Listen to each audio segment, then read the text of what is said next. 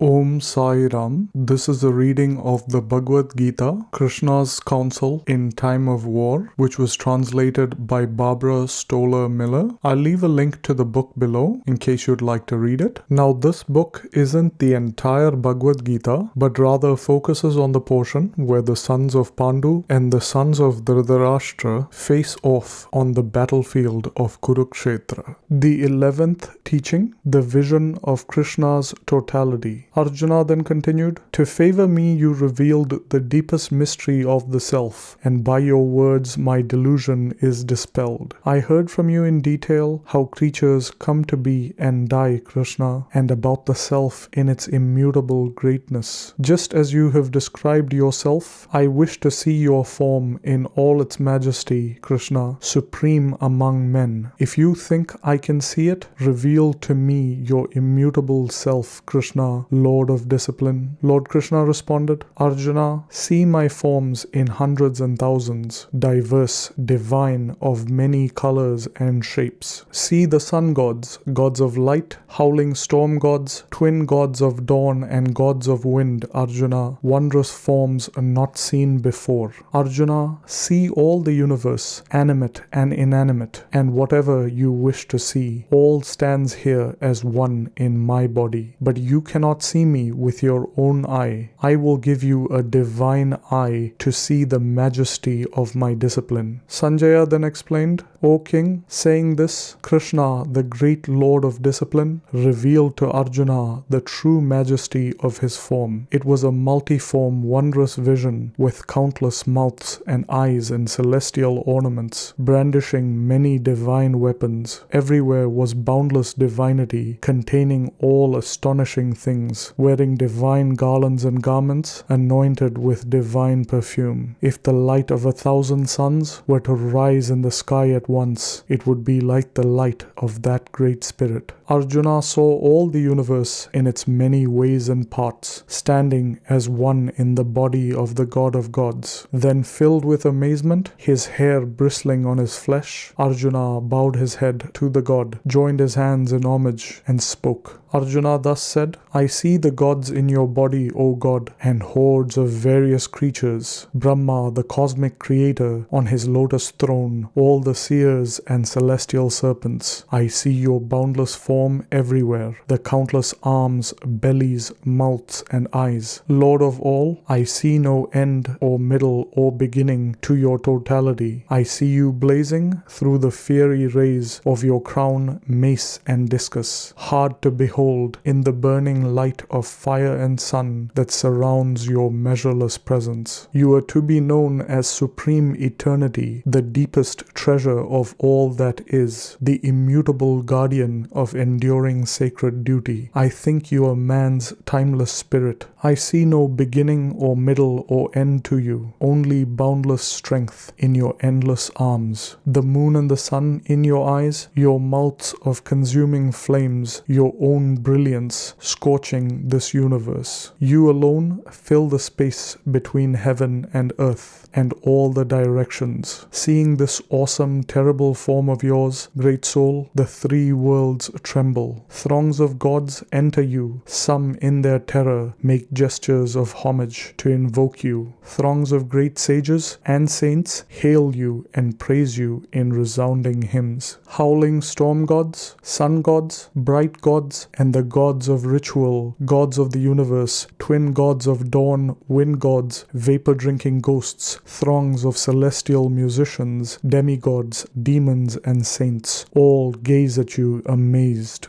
Seeing the many mouths and eyes of your great form, its many arms, thighs, feet, bellies, and fangs, the worlds tremble, and so do I. Vishnu, seeing you brush the clouds with flames of countless colors, your mouths agape, your huge eyes blazing, my inner self quakes, and I find no resolve or tranquility. Seeing the fangs protruding from your mouths, like the fires of time, I lose my bearings, and I find no no refuge. Be gracious, Lord of gods, shelter of the universe. All those sons of the blind King Dhritarashtra come accompanied by troops of kings, by the generals Bhishma, Drona, Karna, and by our battle leaders. Rushing through your fangs into grim mouths, some are dangling from heads crushed between your teeth. As roiling river waters stream headlong towards the sea, so do these human heroes enter into your blazing mouths. As moths in the frenzy of destruction fly into a blazing flame, worlds in the frenzy of destruction enter your mouths. You lick at the worlds around you, devouring them with flaming mouths, and your terrible fires scorch the entire universe, filling it, Vishnu, with violent rays. Tell me, who are you in this terrible form? Homage to you, best of gods. Be gracious. I want to know you as you are in your beginning. I do not comprehend the course of your ways. Lord Krishna replied, I am time grown old, creating world destruction, set in motion to annihilate the worlds. Even without you, all these warriors arrayed in hostile ranks will cease to exist. Therefore, arise and win glory, conquer your foes, and fulfill your kingship. They are already killed by me. Just be my instrument, the archer at my side. Drona, Bhishma, Jayadratha, and Karna, and all the other battle heroes are killed by me. Kill them without wavering. Fight, and you will conquer your foes in battle. Sanjaya then explains, hearing Krishna's words, Arjuna trembled under his crown, and he joined his hands in reverent homage. Terrified of his fear, he bowed to Krishna and stammered in reply. Arjuna then continues, Krishna, the universe responds with joy and rapture to your glory. Terrified demons flee in far directions, and saints throng to bow in homage. Why should they not bow in homage to you, great soul, original creator, more venerable than the creator Brahma, boundless Lord of gods, shelter of all that is, you are eternity, being, non-being, and beyond. You are the original God, the primordial spirit of man, the deepest treasure of all that is, knower and what is to be known, the supreme abode. You pervade the universe, Lord of boundless form. You are the gods of wind, death, fire and water, the moon, the Lord of life, and the great ancestor. Homage to you, 1,000 times homage. I bow in homage to you again and yet again. I bow in homage before you and behind you. I bow everywhere to your omnipresence. You have boundless strength and limitless force. You fulfill all that you are. Thinking you a friend, I boldly said, welcome Krishna, welcome cousin, friend. From negligence or through love, I fail to know your greatness. If in jest I offended you, alone or publicly, at sport, rest, sitting, or at meals, I beg your patience, unfathomable Krishna. You are Father of the world, of animate and inanimate things, its venerable teacher, most worthy of worship, without equal. Where in all three worlds is another to match your extraordinary power? I bow to you, I prostrate my body. I beg you to be gracious, worshipful Lord. As a father to a son, a friend to a friend, a lover to a beloved. O God, bear with me. I am thrilled, and yet my mind trembles with fear at seeing what has not been seen before. Show me, God, the form I know. Be gracious, Lord of gods, shelter of the world. I want to see you as before, with your crown and mace and the discus in your hand, O 1,000-armed God. Assume the four-armed form embodied in your totality. Lord Krishna then said, to grace you, Arjuna, I revealed through self-discipline my higher form, which no one but you has ever beheld. Brilliant, total, boundless, primal. Not through sacred lore or sacrificial ritual or study or charity, not by rites or by terrible penances, can I be seen in this form in the world of men by anyone but you, great hero. Do not tremble or suffer confusion from seeing my horrific form. Your fear dispelled, your mind full of love, see my form again as it was. Sanjaya then continues to explain, saying this to Arjuna, Krishna once more revealed his intimate form. Resuming his gentle body, the great spirit let the terrified hero regain his breath. Arjuna then said, "Seeing your gentle human form, Krishna, I recover my own nature and my reason is restored." Lord Krishna then replies, "This form you have seen is rarely revealed. The gods are constantly craving for a vision of this form. Not through sacred lore, penances, charity, or sacrificial rites can I be seen in the form that you saw me. By devotion alone can I, as I really am, be known and seen and entered into, Arjuna. Acting only for me, intent on me, free from attachment, hostile to no creature, Arjuna, a man of devotion comes to me."